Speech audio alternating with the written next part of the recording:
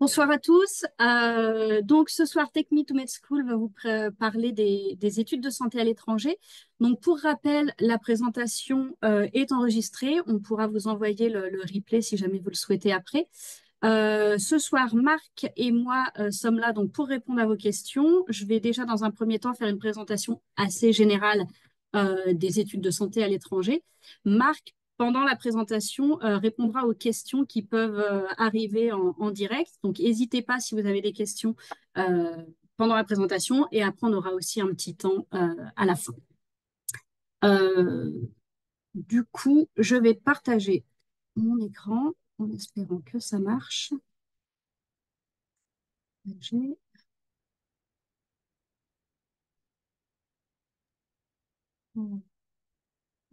Je vais juste être sûr, est-ce que tout le monde voit C'est bien? parfait, Fanny.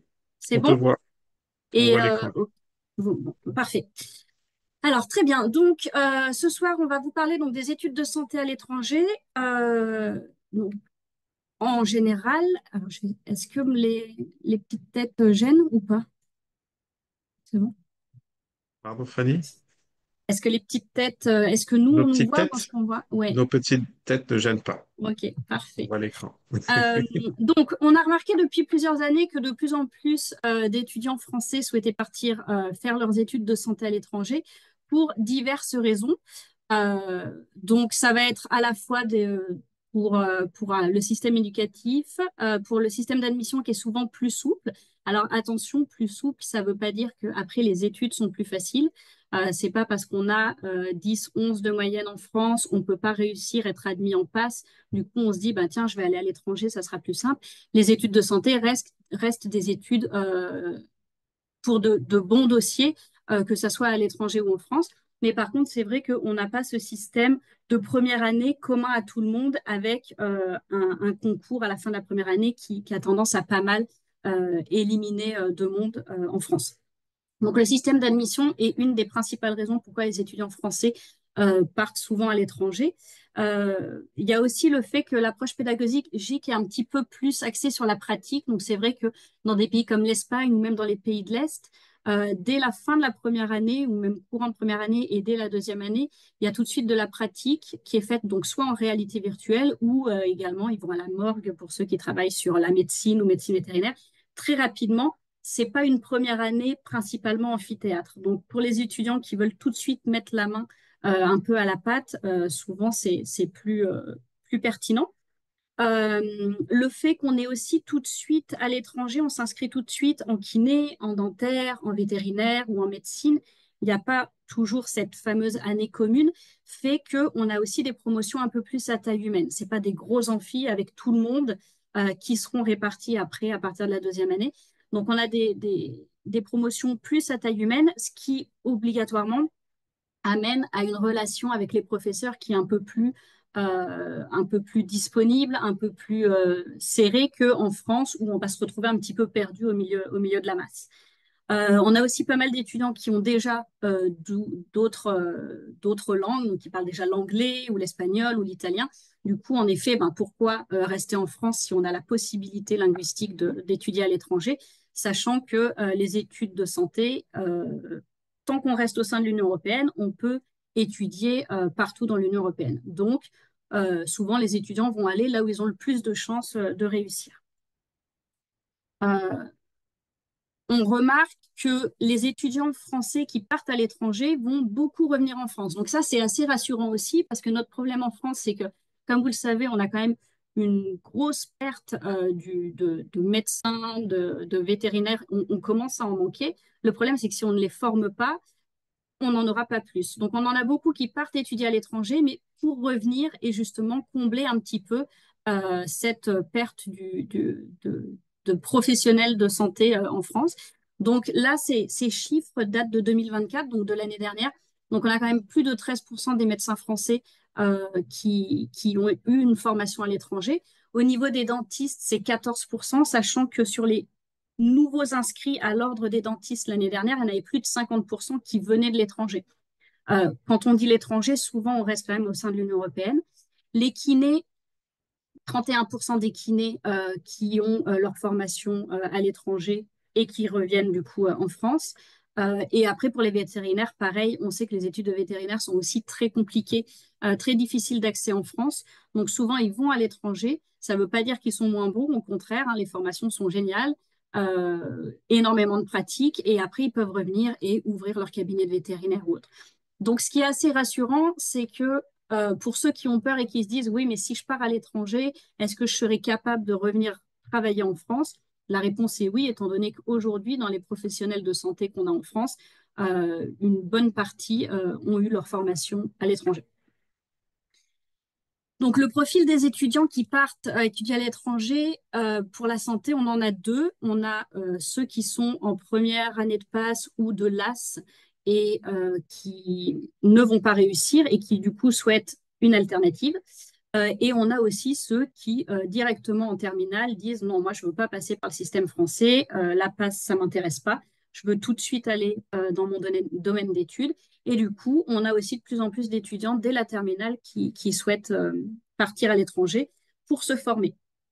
Au niveau des compétences académiques, donc comme j'ai dit, c'est pas l'étranger ne recrute pas des étudiants de moindre qualité. Ça reste des études compliquées, donc il faut avoir un bon dossier scolaire, notamment dans les matières scientifiques. Donc en fonction des pays, en fonction des programmes, on peut vous demander d'avoir la SVT ou la physique-chimie en terminale. Ça sera vraiment en fonction de chaque étudiant, chaque programme et chaque pays. L'idée, c'est un petit peu justement de voir où vous pouvez postuler. Chaque profil d'étudiant peut avoir plusieurs programmes et universités qui lui correspondent et d'autres non. Donc, ce qu'il faut, c'est donc l'ASVT, valider le baccalauréat. Alors, attention, au moment où vous postulez, vous n'êtes pas obligé d'avoir votre baccalauréat. N'attendez pas d'avoir votre baccalauréat pour postuler parce que là, ça sera déjà complet. La majorité, la plupart du temps, on le verra un peu plus tard, le timing, mais il faut commencer à monter les dossiers dès le début de la terminale. Donc, un dossier académique de bonne qualité, c'est quelque chose d'important. Deuxième chose, les compétences linguistiques. Donc, si vous allez étudier en Espagne, en espagnol, il faudra un B2 en espagnol. Si c'est en anglais, il y a de plus en plus d'universités européennes qui proposent les études de santé en anglais. Donc là, il faudra prouver d'un B2 en anglais. Soit au sein de l'université, soit avec un test officiel. Certaines universités, très peu, vont proposer des programmes en français. Bon, là, bien sûr, si vous avez un passeport français, vous n'avez pas besoin de prouver un B2 en français. En plus du niveau académique et du niveau linguistique, on peut avoir parfois, en fonction des programmes, des universités qui vont vous demander de passer des tests supplémentaires. Donc, ça va être soit des tests en physique, chimie et biologie pour vérifier le niveau. Ça peut être pas mal pour les étudiants qui sont justement dans des lycées qui notent un peu sévère. Ça permet de prouver que, en fait, votre niveau est peut-être supérieur à vos relevés de notes. On peut aussi avoir des entretiens de motivation, des lettres de motivation et parfois aussi un test psychotechnique. L'expérience professionnelle pour l'entretien de motivation ou la lettre de motivation, il n'est pas obligatoire, toujours, alors ça dépend des pays et des universités, mais ça reste toujours un plus. Si l'université doit choisir entre deux dossiers où un étudiant a 18 de moyenne mais n'a jamais eu d'expérience de dentiste, de vétérinaire ou autre, et un qui a 14-15 mais qui a déjà fait des stages, ils vont aller sur celui qui a 14-15 parce qu'au moins ils savent que c'est ce qu'il aime, c'est ce qu'il veut et qu'il ne risque pas de partir au bout d'un an parce que ce n'était pas du tout ce qu'il imaginait. Donc l'expérience professionnelle peut être vraiment un plus et dans certains pays peut être obligatoire, notamment au Royaume-Uni. Alors, nous, on s'est un peu spécialisé dans 4 filières de santé qui sont celles où les étudiants français demandent le plus à partir. Donc, ça va être la filière dentaire, kiné, vétérinaire et médecine. Donc, c'est les 4 domaines dont je vais vraiment parler ce soir. Et je vais aussi me focaliser sur nos universités partenaires. Donc, on a un réseau d'universités partenaires. Pourquoi je parle principalement des universités partenaires? Pour ceux qui sont là ce soir et qui voudraient peut-être avoir des possibilités pour septembre 2025, là, c'est clairement sur les partenaires où on va pouvoir vous accompagner. Pour 2026, on peut des fois ouvrir à du non-partenaire, mais c'est vrai que les universités partenaires, on les connaît, on sait ce qu'ils veulent, on sait exactement leur timing, on sait combien il reste de place à chaque fois. Donc, je vais vraiment me focaliser sur ceux qui sont peut-être en inscription de dernière minute pour ce soir. Donc, au niveau du programme de dentaire, les études de dentisterie, d'odontologie à l'étranger durent 5 ans. Donc, c'est 300 crédits ECTS. Au niveau de nos universités partenaires, on va pouvoir vous proposer dentaire en anglais ou en espagnol. On ne l'aura pas spécialement en français. Donc, il faudra prouver d'un niveau B2, soit en anglais, soit en espagnol, en fonction de la langue d'apprentissage. Sachant que si jamais vous partez en Espagne, que vous faites dentaire en anglais, à la fin de la 2e année, il faudra quand même que vous prouviez un niveau B2 en espagnol parce que vous allez commencer les stages avec des vrais patients. De même, si vous partez faire dentaire en Hongrie, à la fin de la 2e année, il va aussi falloir avoir commencé à apprendre le hongrois parce que à partir du moment où vous commencez les stages, il va falloir pouvoir parler aux gens. Au niveau des frais de scolarité, on a une fourchette assez large. Ça va de 12 000 à 24 000 euros par an en fonction de l'université, en fonction du pays, etc. Là, on est uniquement sur les frais de scolarité. Ça, c'est quelque chose qui est important aussi à prendre en considération, c'est qu'il y a les frais de scolarité, mais il y a aussi les frais de vie. Donc, pour une université qui sera dans une capitale ou dans une université qui sera dans une ville plus petite, si les frais de scolarité sont les mêmes, les frais de vie seront certainement pas les mêmes. C'est pas la même chose de payer un appartement et manger à Paris que à Dijon ou Marseille, enfin, ou plus petite ville. Enfin bon, donc pas Marseille. Mais voilà, en tout cas, pensez aussi au fait qu'il y aura aussi des frais de vie à côté. Au niveau des conditions d'admission, la plupart du temps pour dentaire, ils vont demander un bon dossier scolaire et il y aura très souvent des tests en plus. Psychotechnique, biologie, physique, chimie, ça va dépendre des universités. Si c'est des tests pour vérifier le niveau en biologie, physique, chimie, c'est bien de s'entraîner. Normalement, une fois que vous êtes inscrit, vous avez toujours accès à des plateformes pour vous entraîner. De l'expérience qu'on a de nos étudiants qui ont pu faire ces tests, ceux qui se sont entraînés et qui ont vraiment bossé dessus ont réussi à être bien classés. Les autres n'ont pas réussi. Donc, c'est vraiment à vous d'essayer de vous habituer au test, en fait. C'est pas parce que vous aviez des très bonnes notes en passe, par exemple, ou au bac, il faut vraiment se mettre dans le test de l'université. Au retour, si vous souhaitez revenir en France ou aller dans un autre pays de l'Union européenne, ce qu'il faut, c'est s'inscrire à l'Ordre national des chirurgiens dentistes. Donc, au bout de vos 5 ans, vous êtes chirurgien dentiste, vous pouvez exercer en tant que dentiste. Après, si vous voulez être orthodontiste ou autre, il faudra faire une spécialisation. Mais en tout cas, ça va être le même diplôme que vous obtenez en France à la fin des années de dentaire. Donc, au niveau de nos universités partenaires, donc, comme vous pouvez le voir, on en a plusieurs qui officiellement ont encore les admissions ouvertes jusqu'à début juillet. Par contre, ils ont tendance à traiter les dossiers la plupart du temps par ordre d'arrivée. Donc, ce qu'on a tendance à conseiller, ça reste quand même de postuler le plus tôt possible. Pour ceux qui veulent postuler pour 2026, là, on est large. Les inscriptions en Espagne, ça va ouvrir à l'automne. Après, pour ce qui est de l'Europe un peu plus à l'est, ça va être en janvier. Le Portugal, pareil, c'est en janvier. Mais à partir du moment où ils ouvrent les admissions et où les étudiants commencent à postuler, une fois que le programme est complet, il est complet. Et là, ils ouvrent une liste d'attente. Donc, si vous êtes sûr que c'est votre premier choix, je dirais n'attendez pas et préparez les dossiers pour pouvoir postuler au plus tôt. Dans ces programmes-là, il y en a où c'est encore possible de postuler, mais il nous reste 1 mois, donc il faut quand même aller assez vite, surtout que la plupart du temps, il va falloir peut-être avoir une lettre de motivation à rédiger, préparer des documents. Donc c'est là où nous, en tant qu'agence, on a tendance à accompagner les étudiants pour être le plus rapide et le plus pertinent possible. Pour dentaire, il reste donc des places dans certaines universités en espagnol, mais ça sera uniquement en Espagne, uniquement en espagnol. Il reste quelques places aussi, il me semble, en Hongrie aux dernières nouvelles, en Lettonie également et en Lituanie aussi. Là, ça sera en anglais. Ça, c'est pour dentaire, pour 2025. Deuxième programme où énormément d'étudiants français partent, donc c'est le programme de kiné. Donc, le programme de kiné, il dure 1 an de moins à l'étranger qu'en France, donc il dure 4 ans. Pareil, on va demander un B2 en moyenne en langue. Donc, on va avoir les programmes en anglais, la plupart du temps dans les pays européens. En Espagne, vous allez le trouver en anglais, en espagnol, et même certaines universités le proposent en français. Certaines universités vont proposer juste les 2 premières années en français, d'autres vont proposer les 4 ans complets en français. Donc, à voir ce qui peut vous intéresser. Ce qu'il faut juste savoir, c'est que si vous parlez espagnol, euh, dans ce cas-là, c'est peut-être mieux de postuler tout de suite à la formation en espagnol parce que de toute façon, vous risquez de passer à l'espagnol après et les frais de scolarité sont souvent plus chers en français ou en anglais qu'en espagnol. Au niveau des frais de scolarité, donc ça va aller de 4 000 euros en Lituanie, en Europe du Nord, jusqu'à 14 000 euros dans certaines universités espagnoles, en anglais ou en français.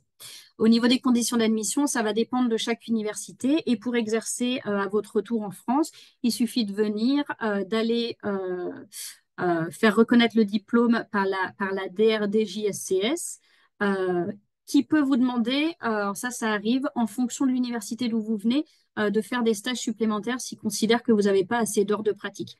Donc là, ça va dépendre de l'université dans laquelle vous avez travaillé, si vous avez eu beaucoup de pratique ou pas. Mais la reconnaissance, étant donné qu'on est sur un diplôme européen, il n'y a pas de souci.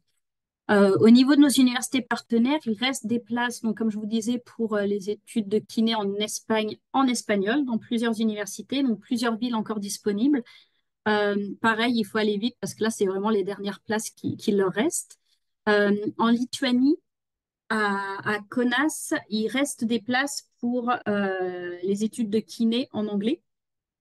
Et là, c'est un peu plus intéressant encore financièrement parce qu'on est à 4-5 000 euros par an. Euh, et là, c'est jusqu'au 6 juillet. C'est bon. Au niveau des questions, je pense que ça avance doucement. Ouais. Ok, alors pour les études de vétérinaire, ça va être un petit peu comme pour kiné, dans le sens où il y a tellement de Français qui partent à l'étranger que certaines universités ont ouvert des cursus en français. Donc vous allez avoir vétérinaire en anglais dans plusieurs universités européennes pour les étudiants internationaux. En Espagne, vous allez l'avoir en espagnol, mais également en français ou en bilingue anglais-espagnol pour les internationaux également. Les études de vétérinaire, elles durent 5 ans. On va vous demander en moyenne B2 en anglais, en espagnol ou français, on est sur du français. Au niveau des frais de scolarité, ça va aller de 8 000 à 20 000 euros par an en fonction de où vous souhaitez postuler, dans quelle université. Les conditions d'admission, toujours la même chose. Chaque université fait un petit peu son système de sélection. Donc, ça va être de toute façon l'académique qui est important, le linguistique. Et après, ils peuvent rajouter des tests, des entretiens ou autres. Ça, c'est propre à chaque université. Pareil pour le retour. Il faut se rapprocher de l'ordre des vétérinaires, de la région dans laquelle vous souhaitez vous installer. Présenter votre diplôme. Ils vérifient que c'est bien un diplôme européen, l'équivalence. Et normalement, il n'y a pas de souci pour pouvoir derrière travailler. Au niveau de nos universités partenaires, alors là, c'est quelque chose qui se remplit très, très vite, qui est parti très vite vétérinaire cette année, euh, et notamment en français. De toute façon, en français, en Espagne, ça sera l'inscription, c'est avant le 20 janvier. On ne peut plus postuler après le 20 janvier. Après, il y a d'autres programmes en espagnol ou en anglais qui sont encore possibles. À Chypre, notamment en anglais. Alors attention, par contre, ils vont demander certaines matières. Et en Lituanie également. Il faut avoir certaines matières également et certaines notes. Mais en fonction du dossier, pour 2025, il est encore possible de s'inscrire à Chypre, Nicosie, ou en Lituanie, ou certaines universités en Espagne. Mais c'est vrai que le vétérinaire, c'est pas un programme qu'ils peuvent étendre. Par exemple, kiné, j'ai des universités partenaires qui m'ont envoyé un message aujourd'hui pour me dire bah, on a rouvert 40 places de kiné en espagnol dans telle université. Ça, ils peuvent le faire. Vétérinaire, ils peuvent pas parce qu'ils travaillent avec les animaux, ils travaillent et c'est beaucoup moins facilement extensible. Donc, au plus tôt, au mieux. Alors, pour finir, médecine. Alors, médecine, c'est un petit peu particulier, un petit peu plus compliqué dans le sens où ça dure 6 ans. Donc, au bout de ces 6 ans, vous avez votre diplôme de docteur. Vous pouvez être médecin généraliste. Par contre, si vous souhaitez vous spécialiser en tant que chirurgien, en tant que cardiologue ou autre, dans ce cas-là, il va falloir faire l'internat. Alors, pour faire l'internat, vous pouvez soit décider de le faire dans le pays dans lequel vous avez fait vos 6 ans de médecine, aucun souci. En plus, ils vous auront préparé à ce concours. Si par contre, vous souhaitez le faire dans un autre pays, il y a beaucoup d'étudiants, par exemple en Roumanie, qui ne font pas leur internat en Roumanie, mais qui vont le faire notamment en Allemagne ou dans d'autres pays. Ça, vous pouvez. Il faut juste regarder dans chaque pays de l'Union européenne, donc qui connaît ce diplôme, quels sont leurs prérequis pour pouvoir s'inscrire au concours d'internat. Le concours d'internat français, pour le moment, ça peut encore changer d'ici 6 ans si jamais vous souhaitez commencer l'année prochaine. Pour le moment, on ne peut pas postuler, s'inscrire au concours d'internat si on n'a pas fait au moins la 6e année en France ou la 6e année via Erasmus en France. Donc, si votre objectif, c'est de faire votre concours d'internat en France, il faut penser à ça. Déjà, trouver une université qui accepte que vous fassiez cette 6e année à l'étranger. Nous, dans nos partenaires, il y en a. Euh, mais ce n'est pas le plus simple, notamment parce que vous aurez fait 6 ans de médecine en anglais. Donc, vous aurez tout le vocabulaire en anglais. Le concours d'internat français est en français. Donc, obligatoirement, ça sera plus compliqué. Vous ne serez pas préparé à ce concours-là. Donc, il ne faut pas vous attendre à être tout en haut du tableau. Le plus simple dans ce cas-là, c'est vraiment de se dire, bah, là, je suis partie dans ce pays et je vais soit faire mon internat là-bas, soit ailleurs, mais peut-être pas se dire tout de suite, je vais rentrer au niveau de l'internat en France, mais peut-être dans un second temps, une fois que vous avez votre spécialité. Au niveau des frais de scolarité, alors pareil, on a une très très grande fourchette, hein, ça va de 12 000 à 32 000 euros en fonction de là où vous souhaitez aller. Et là, on reste uniquement sur l'Union européenne. Après, c'est encore différent pour le Royaume-Uni ou d'autres pays. Là, il y aura à chaque fois, par contre, un examen complémentaire en biologie, physique, chimie. Donc là, comme vous pouvez le voir, on a beaucoup de partenaires qui proposent médecine. On va en avoir en Allemagne. Alors en Allemagne, attention, c'est une université roumaine qui a un campus en Allemagne. L'avantage, c'est que vous êtes déjà en Allemagne, donc vous devez pouvoir faire votre internat en Allemagne, ce qui est quand même plus intéressant parce qu'après, il y a beaucoup de Français qui font leur internat en Allemagne. Chypre, Nicosie, bah, c'est à Chypre. L'université de Zagreb également, il leur reste des places. En Espagne, donc là, les 3 premières, ça va être en anglais. En Espagne, ça sera en espagnol. Il y a très peu de programmes de médecine en anglais. Et si jamais pour 2025, ça c'est déjà complet, dans ce cas-là, il faudrait attendre pour 2026. Et les autres pays, que ce soit la Hongrie, l'Italie, la Lettonie, Lituanie, on sera sur des programmes, ou Lisbonne, des programmes en anglais, ou Ostrava également en République tchèque. Donc médecine en anglais pendant 6 ans. Toujours bien garder cette possibilité de retour en internat ou non, sachant que ils vont encore changer en 2026 de toute façon les formations de santé en France.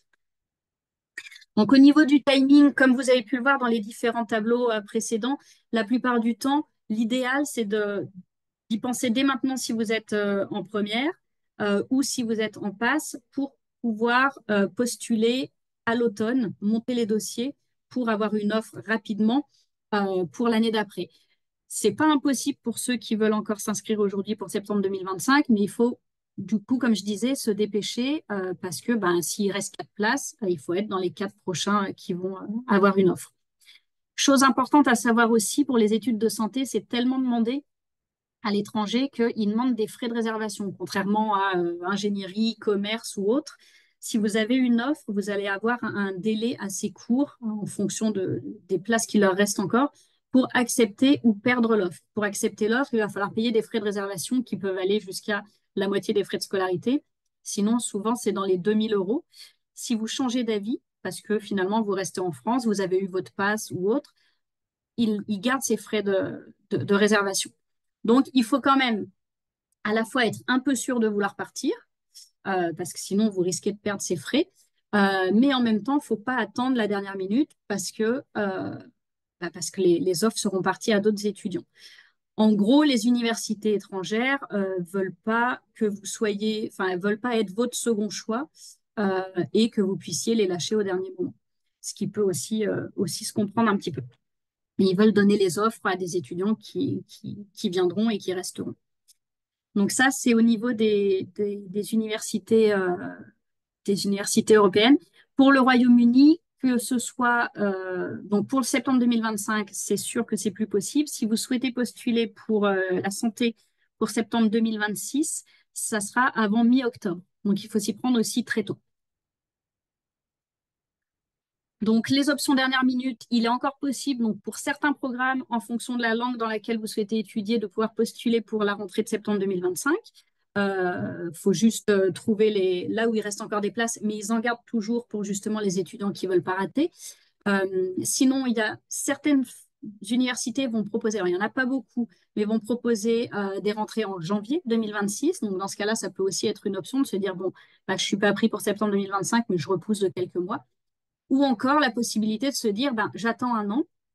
On a souvent des étudiants qui font ça et qui se disent, bon, bah, en fait, plutôt que d'avoir dentaire en anglais ou de ne pas l'avoir, je vais prendre une année de césure où je vais apprendre l'espagnol à fond. Et du coup, je vais postuler à dentaire en espagnol.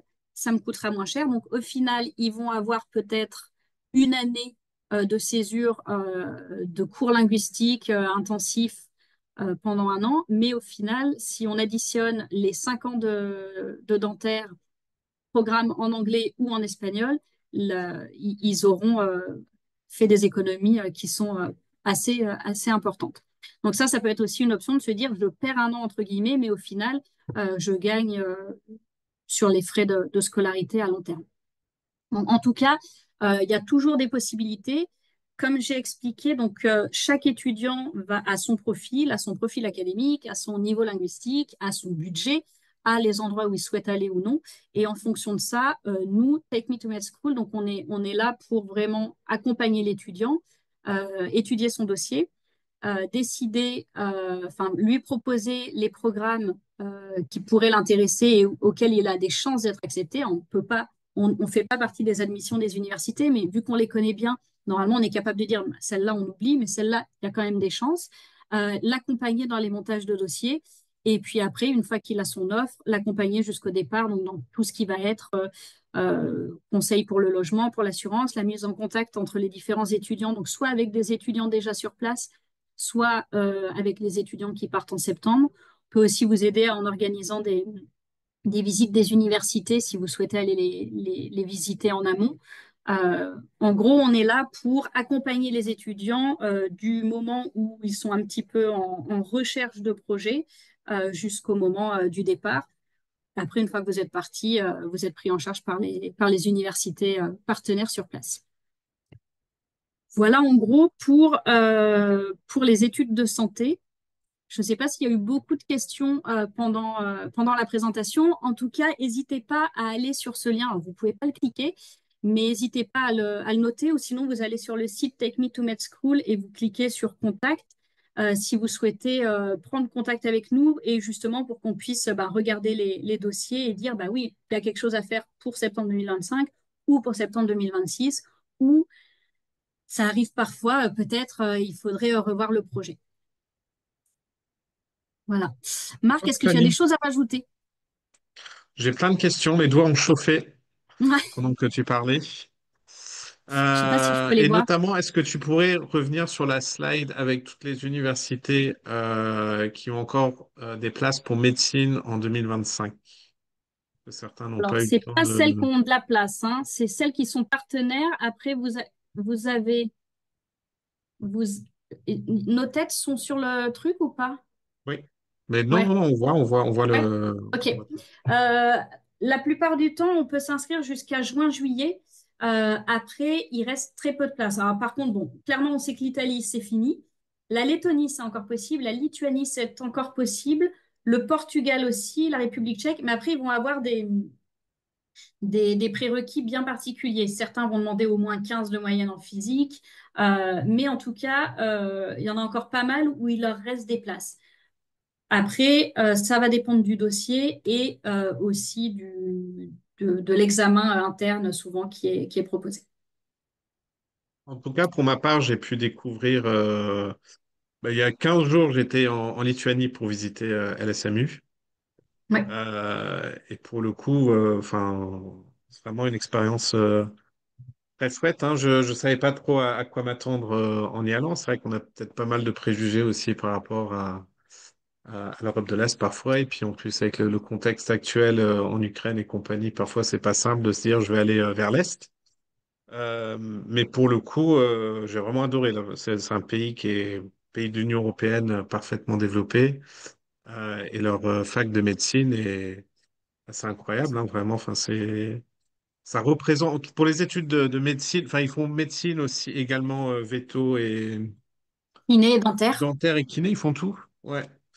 Des installations très très modernes, toutes petites classes, des frais de scolarité, bon, qui sont pas inexistants. C'est pas du public, ça reste privé, il faut payer, mais qui sont plutôt raisonnables dans l'absolu. Ça, je trouve que c'est vraiment un bon plan. En tout cas, la Lettonie, je suis pas encore allé voir, mais j'ai de très très bons échos également.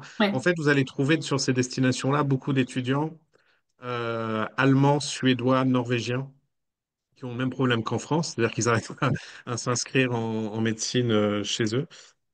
Et du coup, ils partent. Ils ont plus l'habitude, du coup, comme c'est des pays voisins. Mais c'est vrai que je trouve, en tout cas, pour la Lituanie que je connaissais peu, je dirais que ça ressemble plus à, limite à la Scandinavie que, bah, par exemple, la Roumanie ou d'autres pays. Que ça. On a moins, ils aiment pas d'ailleurs qu'on parle d'Europe de l'Est, c'est plutôt les pays baltes ouais, ou l'Europe du Nord. tout à fait. Je me suis fait remonter les bretelles à quelques reprises. Alors, je m'égare, j'ai plein de questions, Fanny, je vais les faire Ouais. passer du coup. Est-ce qu'il y a des solutions d'hébergement pour Alors, l'Espagne spécifiquement? ouais, alors, chaque université souvent va avoir une résidence étudiante, mais qui sont assez chères. Alors, ça ressemble pas du tout au Crous en France, hein. On est vraiment sur des résidences un peu plus de haut standing. Donc, souvent, les étudiants, s'ils ont vraiment pas de possibilité de trouver en amont, ils vont prendre la première année ou les 6 premiers mois en résidence. Après, ils rencontrent du monde et ils se mettent en coloc. Euh, Ce que les étudiants aussi aiment bien, c'est que je les mette en contact, tous ceux qui vont aller à Budapest, tous ceux qui vont aller à Murcie, tous ceux qui vont aller à Madrid, euh, prendre contact en amont pour pouvoir peut-être déjà se mettre en coloc ou être en contact avec des étudiants qui sont déjà sur place, parce que ça, c'est pas mal aussi comme réseau. De parler avec des étudiants sur place parce que souvent ils sont en coloc, il y a quelqu'un qui s'est libéré, une chambre qui s'est libérée et du coup, donc voilà. Mais les universités proposent souvent des résidences assez chères, mais de très bonne qualité. Ça dépend où on va, hein, encore une fois. Ouais, Si on prend la Lituanie ou la République tchèque et tout ça, il y a tout à des, fait. on s'en sort pour pas si cher Pour que ça. beaucoup moins cher. Ouais, Alors, une question pour les études. On n'a pas parlé effectivement des études de santé en français, donc en Belgique et en Roumanie. Je pense ouais. enfin, pour deux raisons, principalement parce que c'est vrai qu'aujourd'hui, on voulait faire un petit focus sur les solutions encore ouvertes pour la rentrée à venir. Mm. Euh, il me semble que sur ces destinations-là, c'est un petit peu compromis pour Bah, 2025. c'est encore possible, mais alors en fait, nous, on travaille pas du tout avec la Roumanie, déjà parce qu'ils travaillent pas avec des agents, et aussi parce que, en fait, c'est principalement sur dossier. Donc, en gros, vous téléchargez votre dossier scolaire. Si vous avez dans les meilleures notes, vous pouvez avoir une offre, mais du coup, il n'y a pas vraiment de plus-value de passer par un agent qui va vous aider sur le timing, sur monter le dossier, parce qu'il n'y a pas vraiment de dossier à monter. Euh, Aussi, pour les étudiants que j'ai pu accompagner les années précédentes, qui voulaient quand même un accompagnement parce que l'administratif leur fait peur, en gros, la liste d'attente était tellement longue, si on n'avait pas pour vétérinaire 16,5, 17 de moyenne, ça servait à rien de le tenter. Donc, ils prennent vraiment par rapport aux meilleures notes. Après, c'est surtout, voilà, enfin, autant, vous pouvez le tenter vous-même. Et pour ce qui est de la Belgique, il y a certains programmes, notamment vétérinaires, où c'est sur tirage au sort. Donc là, pareil, il n'y a pas vraiment de plus-value de passer par un agent, vu que c'est même pas votre dossier scolaire qu'ils vont regarder, ça va être vraiment un tirage au sort. Pour dentaire et médecine, il y a un concours.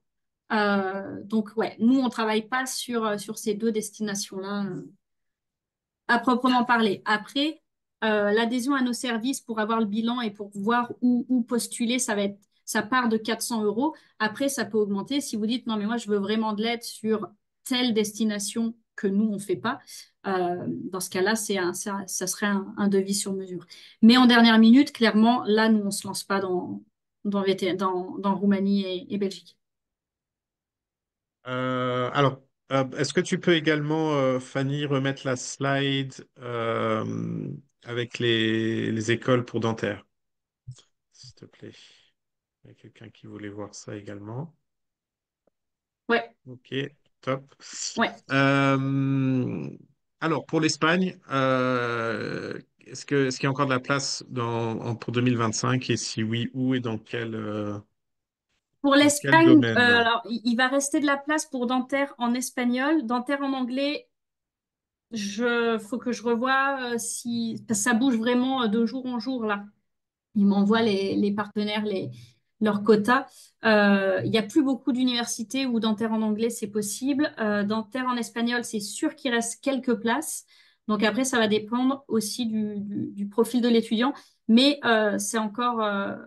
il y a encore certaines possibilités. Par contre, clairement, dentaire en Espagne, aujourd'hui, si vous n'avez pas 15 de moyenne au bac, faut partir dans ce cas-là sur une foundation ou quelque chose qui fera, ou attendre en fonction du dossier pour postuler l'année d'après. Mais pour l'Espagne, on sera sur des notes assez élevées.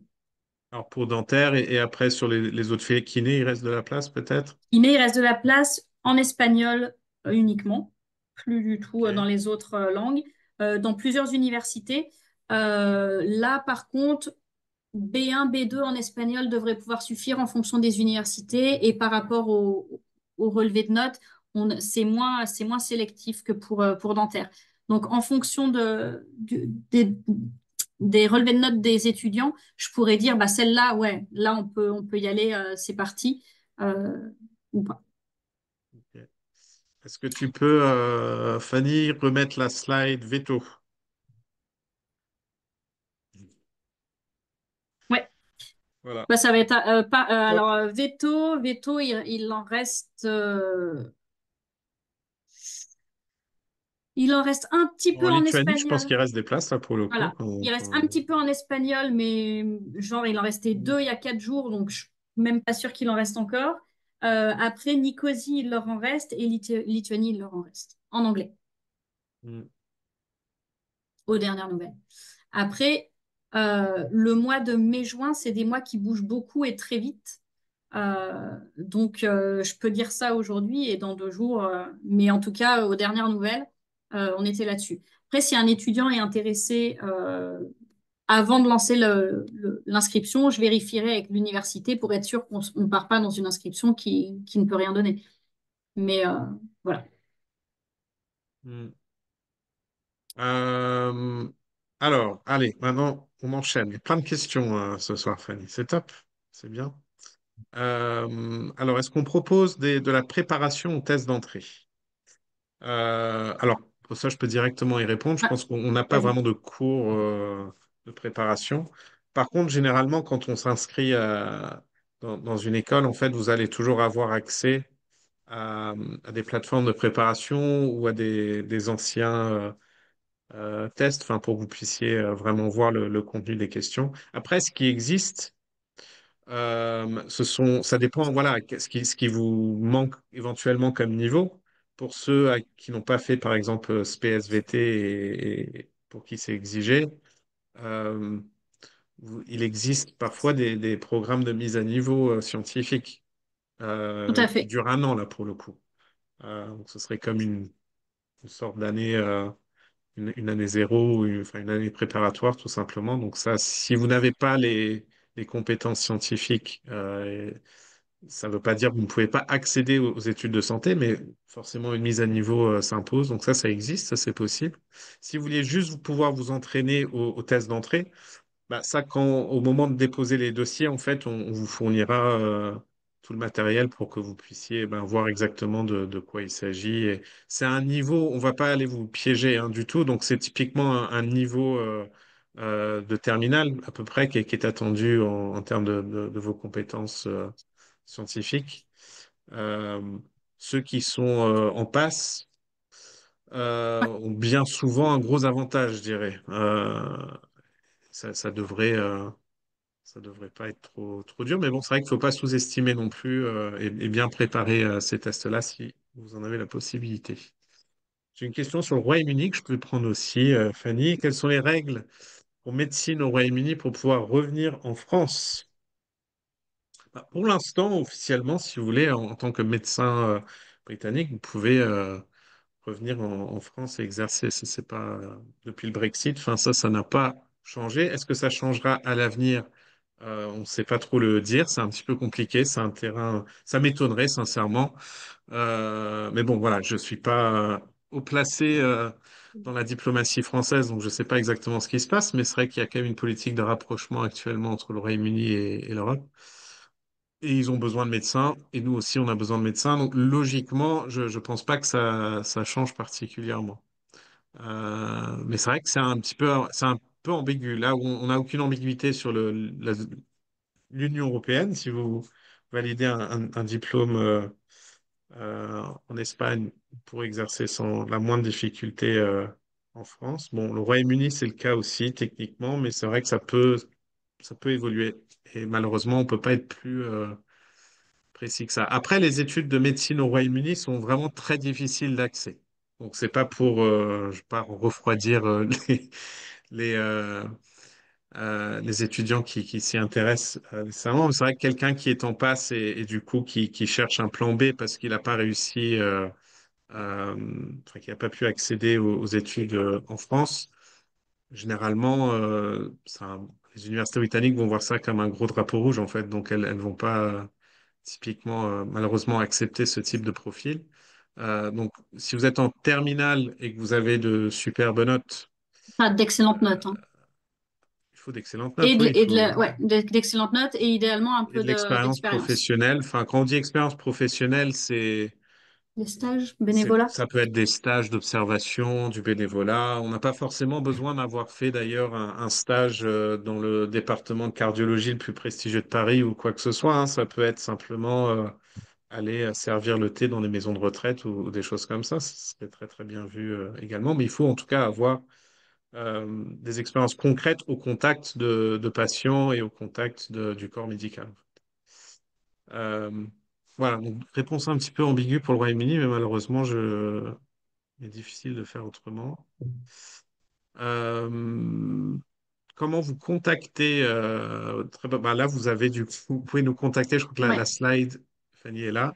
Si vous voulez être accompagné pour des études à l'étranger, ben, le mieux, c'est d'aller sur notre site internet, donc takemetomedschool.com et de faire une demande via le formulaire. On est réactif, hein, généralement, sous 24-48 heures max, vous allez avoir un retour. Est-ce qu'il reste des places pour médecine en 2025 en Espagne, en espagnol, Fanny?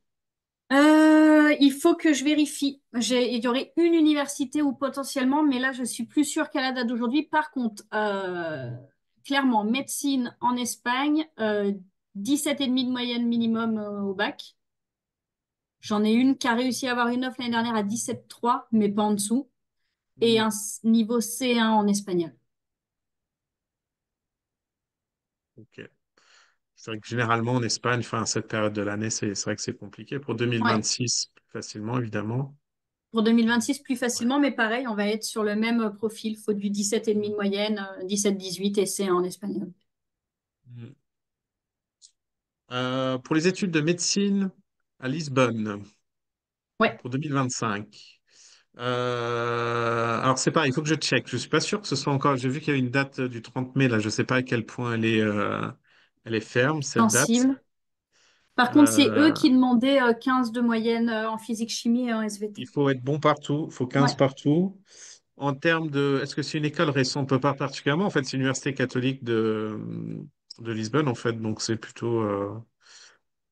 Non, enfin là pour le coup, on est dans un établissement d'excellence qui a une belle histoire et une belle réputation et aucun problème de reconnaissance ou de qualité de formation. Et je dirais que de manière générale, notre métier, c'est pas d'envoyer les étudiants au casse-pipe, Mm. que ce soit dans le cadre d'une formation mal ciblée ou une école dans laquelle on n'enverrait pas nous-mêmes nos propres enfants, en fait. Donc, je dirais que c'est la politique générale de l'entreprise. Donc, voilà, on ne vous proposerait pas de toute façon une école qui n'est pas qualitative. Je ne sais pas si ça répond à la question. Et pour ce qui est des disponibilités pour 2025 à Lisbonne, Le mieux, ce serait peut-être de nous écrire pour qu'on puisse vérifier nous de notre côté. Vérifier. Hein. J'ai vu passer la date du 30 mai et je crois qu'ils sont assez fermes là-dessus, mais on peut poser la question en tout cas pour en avoir le cœur net. Le replay, quand est-ce qu'on va le recevoir? Bah, on va l'envoyer demain Bien. ou après-demain par, par email. On Mm. vous enverra le lien. Je pense qu'on peut peut-être voir si on peut peut-être le mettre en ligne également sur le site Ouais. internet. Qu'on voit ça avec la personne en charge du site. Euh, voilà. Alors pour Veto, Fanny, dans quelle langue peut-on suivre les études en Espagne? Alors, ça dépend si c'est pour 2025 ou 2026. Pour 2025, ça sera plus que en espagnol qui reste des places. Sinon, veto, c'est possible en Espagne, en espagnol, en anglais et même en français. Par contre, comme je disais, vétérinaire en français, c'est CEU à Valence qui le propose. Les inscriptions, c'est avant le 20 janvier de l'année suivante. Donc, pour ceux qui voudront s'inscrire pour 2026, n'hésitez pas à nous contacter rapidement pour qu'on commence à travailler le dossier à partir de la Toussaint, fin d'année. On peut de toute façon tout mettre en ligne et modifier jusqu'au 20 janvier. Au 20 janvier, ça part aux admissions et après, il y a les réponses. Mais là, il y a un dossier assez conséquent à monter. Donc, souvent, c'est pas mal pour être sûr de rien avoir oublié, de faire ça avant et de passer avec lui. Alors, est-ce que de nouvelles universités sont prévues en partenariat en Espagne en 2026 pour kiné? Bah, je pense qu'on Alors, en je a pense plein qu'on en est fait. quasiment partenaire avec toutes les universités privées qui proposent kiné, parce qu'on en a à Madrid, à Malaga, à Valence, à Alicante, à Séville, aux îles Canaries. Euh, ouais, on est quand même, on couvre pas mal la map. Alors, pour ceux qui vont dire et Barcelone, alors Barcelone, on n'a pas, mais pour plusieurs, enfin, pour différentes raisons, et notamment, on me l'a encore redit aujourd'hui, la formation sera en espagnol si vous postulez à kiné en Espagne ou en anglais. Mais après, les gens dans la rue parlent de plus en plus en catalan pour montrer leur mécontentement et montrer qu'ils ne souhaitent pas parler espagnol. Donc, ça rajoute une langue supplémentaire à devoir apprendre. Donc, c'est vrai que, mais là, après, on a quand même toute une autre, on a quand même pas mal de destinations pour kiné. Alors, une question sur la Belgique, mais je crois qu'on va pas pouvoir vraiment aider. Il y a un concours d'entrée fin août en 2025 pour la Belgique, mais il faut faire une équivalence. Est-ce que vous pouvez nous accompagner dans cette démarche? Pas vraiment. C'est vrai que la Belgique, ça fait pas partie pour l'instant Non, de. L'une des raisons pour lesquelles on ne fait pas la Belgique, c'est que jusqu'à très récemment, en fait, c'était un système de tirage au sort. Donc, notre mm, plus-value était inexistante, puisque on contribuait simplement à vous mettre dans un chapeau. ouais. Et après, vous étiez. C'est vrai que c'est en train de changer, mais tant que nous, on ne sera pas totalement formés en interne Puis sur la les plupart du temps, les subtilités de gens tout ont ça. besoin Et de, ouais, la vas-y, plupart du Fanny. temps, les gens ont besoin d'aide aussi parce que les sites sont en anglais ou en espagnol ou en croate et que du coup, ils ne le parlent pas. Là, tout étant en français, normalement, les étudiants peuvent s'en sortir assez facilement. Hmm. Alors, une question sur l'Espagne. Vous avez dit qu'il faut avoir 17,5 de moyenne au bac pour faire médecine en Espagne. Est-ce que c'est un prérequis pour toutes les universités espagnoles, privées et publiques? Si on a eu 15, est-ce qu'on n'a aucune chance de faire médecine en Espagne? Alors, je ne vais pas dire aucune chance parce que je ne fais pas partie des admissions. Alors, pour ce qui est du public, le système espagnol est un peu particulier. Ils vont avoir ce qu'ils appellent la nota de corte, donc qui est la note minimum qu'il faut avoir pour pouvoir intégrer un programme. Chaque université va avoir pour chaque programme une nota de corte qui correspond à la promotion précédente. Cette note, elle est sur 14. Pour savoir la note d'un étudiant français, vous divisez à peu près votre note du bac par deux. Ce qui veut dire que 15, on est sur 7,5, mais sur 10. Donc, vous pouvez passer des examens au mois de mai, donc l'année d'après, qui vous permettent de gagner jusqu'à 4 points. Donc, si vous avez 15 au bac, ça fait 7,5. Si vous arrivez à gagner les 4 points, c'est vraiment, il faut les préparer, hein, ces examens. Ça veut dire que vous pouvez arriver à 11,5 sur 14.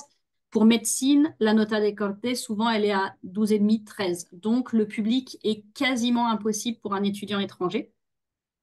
Pour le privé, la plupart des universités, les rares étudiants qui ont réussi à avoir des places en médecine en Espagne avaient 17, 17 et demi de moyenne.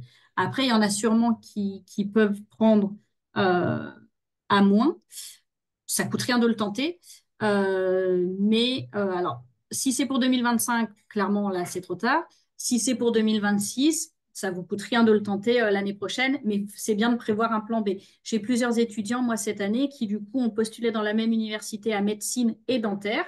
Ils ont eu une offre pour dentaire. Si médecine se débloque, ils sont sur liste d'attente. Si médecine se débloque, leur offre de dentaire se transformera en médecine. Ou sinon, ils ont au moins ce plan B qui est prévu. Ça, c'est des choses aussi, des systèmes qu'on met en place. Et on aide les étudiants à faire ces choses-là de manière à être sûr de ne pas rien avoir dans un second temps. Une bonne question par rapport à l'année passe. Donc, si on n'a pas fait option SVT au bac, mais qu'on a fait une année de passe, Mm. est-ce qu'on peut être admis en Espagne ou au Portugal? Je pense en médecine. Alors, Portugal, non. Portugal, ils veulent la SVT au bac Ils cette sont année. Après, rigides, ils mais changent, hein, ouais. mais Portugal, clairement, non. Pas, alors, Portugal, là, je parle de, si vous passez par GEDS, donc c'est leur programme en, à Malte, je crois, ou à Chypre. Par contre, nous, il faut absolument la SVT et avoir 15, ça c'est sûr, pour Lisbonne. Pour l'Espagne, c'est pas obligé d'avoir la SVT en terminale, mais il faut avoir des bonnes notes à côté. Et ils peuvent, dans ce cas-là, vous demander un test supplémentaire. Ça va dépendre des universités. Mais il y a certaines universités où on pourra le tenter. C'est pas éliminatoire, comme dans beaucoup de pays.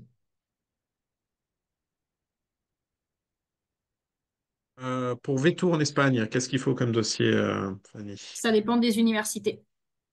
Il y a des universités où ils vont demander le dossier du lycée, première, terminale, baccalauréat, lettre Est-ce de qu'il faut des bonnes motivation, notes?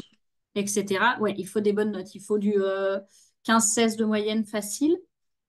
Plus vous postulez tôt, plus vous avez de chance si vous avez 15-16. Plus vous postulez tard, plus vous avez de chance si vous avez 17. Après, il y a certaines universités qui vont regarder uniquement les notes de première et qui vont faire des tests internes. Donc, c'est vraiment chaque université qui va faire un petit peu son système de recrutement. Par contre, oui, ça reste des très bons dossiers scolaires. Ouais. On est sur du 15-16 facile. Hmm, Pour l'Espagne, après, il y a d'autres destinations dans ce cas-là qui peuvent être mises en plan B. ouais. Mais encore une fois, plus Euh, vous postulez tôt, plus ils sont souples, entre guillemets, sur les candidatures. j'ai encore, allez, deux, trois questions, et puis peut-être qu'on va clôturer. Après, enfin, on vous met pas la porte, hein, c'est-à-dire que si vous avez des questions par la suite, euh, vous pouvez nous écrire, évidemment, enfin, à l'adresse qui s'affiche à l'écran, là, donc takemetomathschool.com/contact. Et là, on pourra vous renseigner de manière aussi plus personnalisée, Ouais. voilà, en fonction des situations de chacun. Pour la rentrée de 2026, Fanny, donc est-ce que je peux tenter une candidature pour dentaire ayant eu un bac scientifique avec 14 de moyenne et en ayant fait une passe en 2024-2025 pour l'Espagne? Complètement. Ouais, Pour c'est l'Espagne. complètement Voilà. possible. Et pour 2026, ça peut se tenter en Espagne, en anglais ou en espagnol. Voilà. Juste en fonction de là où vous souhaitez postuler, voir quels sont les prérequis, s'il y a des lettres, s'il y a des choses, et du coup les timings aussi, essayer d'être dans les premiers. Donc n'hésitez pas à nous contacter, envoyer votre dossier. Comme expliqué précédemment, nous, quand un étudiant nous contacte, on va lui demander ses relevés de notes, on va lui faire un test en anglais, en espagnol si jamais il n'en a jamais fait, demander le budget les destinations qui peuvent vous intéresser. À partir de là, on va vous faire un bilan en disant, bah voilà, vous pouvez vous inscrire ici, ici, ici. Et après, on vous accompagne dans les démarches d'inscription. Mais la première étape, c'est vraiment de voir par rapport à chaque étudiant où il peut postuler, parce que ça sert à rien de postuler partout. Vaut mieux bien postuler là où vous avez des chances plutôt que d'envoyer le même dossier partout à moitié fait. Alors, deux questions qui vont peut-être un peu ensemble là, sur kiné en Espagne. Enfin, déjà, pour s'inscrire dans une formation kiné en français en Europe, c'est l'Espagne, là, pour le coup, je pense, Ouais, principalement, qui pourra le proposer. Dans les alternatives ou pas? Après, il y en a en peut-être français, non. effectivement en Belgique, voilà, donc en Espagne. Et donc là, les conditions d'accès, on parle de quoi, Fanny? Ça dépend des Pour les universités dossiers également. scolaires de première. Ça va dépendre. C'est ça. Souvent, non, en France, ça va dépendre des universités. Il y en a qui vont demander uniquement les relevés de notes de première, d'autres qui vont demander les relevés de notes première et le premier de terminale, ainsi qu'une lettre de motivation. Euh, ouais, ça dépend. Donc, c'est pour ça aussi, en fonction de chaque étudiant, des fois, le dossier de l'étudiant permet de savoir, bah, tiens, postule peut-être plus ici que ici. Une question sur le coût de notre accompagnement. Combien ça coûte? Ouais. Ça dépend un petit peu. J'ai le prix d'entrée, typiquement, c'est aux alentours de 400 euros. Euh, et ça peut être plus si vous voulez. 400 euros, typiquement, ça va être pour des dossiers auprès d'universités partenaires euh, pour les rentrées de 2026 et au-delà. Pour rentrer en 2025, on est dans une phase, on va dire, de rush, là, fin de dernière minute. Donc, c'est un petit peu plus cher. On passe à 900 euros l'accompagnement pour 2025. Euh, Encore une fois, auprès de nos partenaires. Si vous vouliez présenter des universités en dehors de notre réseau, on ferait pour 2026. Et là, c'est du sur-mesure. Ça dépend vraiment du nombre de candidatures que vous souhaitez déposer, de la complexité de ces candidatures, du degré du coût d'accompagnement et de préparation qu'il vous faut. Et donc, on vous fera vraiment une proposition euh, sur mesure. Mais bon, ça vous donne un ordre de grandeur. C'est vrai que la plupart des étudiants, ils vont payer entre 400 euros et 1000 euros, quoi, généralement, pour Ouais. un Sachant que accompagnement. 400 euros, c'est vraiment ce qui permet de faire le bilan, de savoir où postuler, d'avoir une vraie proposition parmi les partenaires et potentiellement, si vous voulez, rajouter des non-partenaires. Mais déjà, avec 400 euros, normalement, vous avez la possibilité de savoir où postuler et d'avoir un accompagnement possible, vu qu'on est sur du Mm. partenaire. L'accompagnement sur les partenaires est compris avec le bilan, les 400 euros du bilan. Ouais. Euh, bon, après, j'ai des questions un petit peu plus spécifiques. Enfin, une personne qui demande d'expliquer l'examen PAU. Bah, ça, c'est pour le public, Mm, pour l'Espagne. Donc, mm. c'est vraiment tous les ans, donc C'est au mois de mai, si spécifique. jamais vous souhaitez postuler dans une université publique espagnole, il va falloir vous inscrire. euh, donc, il va falloir avoir un niveau C1 en espagnol et puis vous inscrire à cet examen qui vous permet de gagner les 4 points. Donc, l'examen PAU, c'est celui qui vous permet de rentrer dans la course avec les autres étudiants espagnols pour le public. Et donc, en fonction du programme que vous souhaitez intégrer, il faut choisir les matières que vous allez présenter. Donc, clairement, pour vétérinaire ou dentaire, il va falloir passer des examens en biologie, en chimie, etc. Mais ça, il y a des écoles qui sont vraiment prévues pour préparer les étudiants internationaux à ces examens-là. Où ils vont faire des cours d'espagnol de septembre à décembre et après, à partir de janvier, ils vous font une préparation intensive sur les examens que vous allez devoir présenter au mois de mai. Et en fonction des points que vous avez gagnés, donc ces 4 points maximum, ça va changer votre nota décorte et vous permettre ou non de postuler aux universités publiques. Mm. Un peu particulier comme système. Une dernière question, Fanny, pour la route. Quand on a fait une licence, donc là, en l'occurrence, c'est une licence paramédicale, Oui, et qu'on postule, je suppose, je ne sais pas pourquoi, c'est pas précisé, mais je suppose pour un programme de type médecine dentaire, kiné à l'étranger.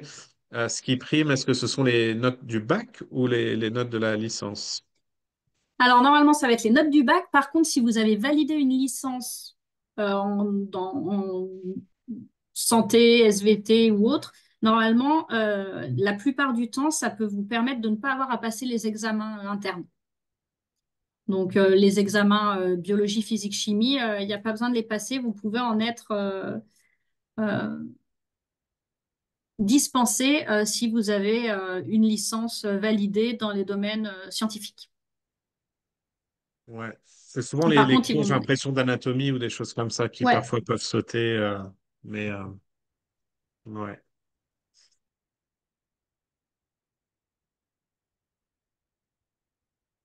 Excusez-moi, j'ai un bébé qui hurle à côté. Bah écoutez, je crois qu'on arrive au bout.